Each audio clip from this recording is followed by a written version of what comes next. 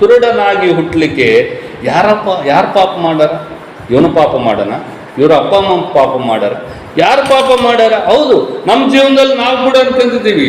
ನಾವು ಒಂದು ಸಂಕಷ್ಟದಲ್ಲಿ ಸಿಲುಕುವಾಗ, ಒಂದು ಕಷ್ಟಕರವಾದಂಥ ಪಸದಲ್ಲಿ ಇರುವಾಗ ನಮ್ಗನ್ನಿಸ್ತದ, ನಾನು ಯಾವುದೋ ಒಂದು ಕಾಲದಲ್ಲಿ ಏನು ಮಾಡಿರ್ಬೋದು, ಯಾವುದೊಂದು ಜನ್ಮದಲ್ಲಿ ನಾನು ಪಾಪ ಮಾಡಿ ನೀನು ಅಂತ ಅನಿಸ್ಬೋದು.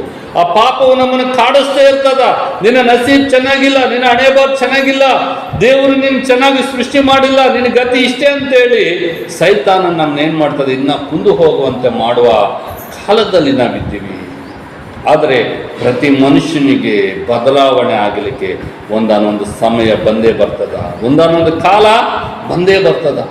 ಈ ಅಪೊಸ್ತಲ ಕಾರ್ಯದಲ್ಲಿ 3ನೇ ಅಧ್ಯಾಯದಲ್ಲಿ ಇರುವಂಥ ಆ ಶೃಂಗಾರವು ಎಂಬ ದೇವಾಲಯ ದ್ವಾರದಲ್ಲಿ ಕುಂತ್ಕೊಂಡಿರುವಂಥ ಕುಂಟನಿಗೆ ಕೂಡ ಒಂದು ಒಳ್ಳೆಯ ಕಾಲ ಬಂದಿರಬಹುದು ಅಂತ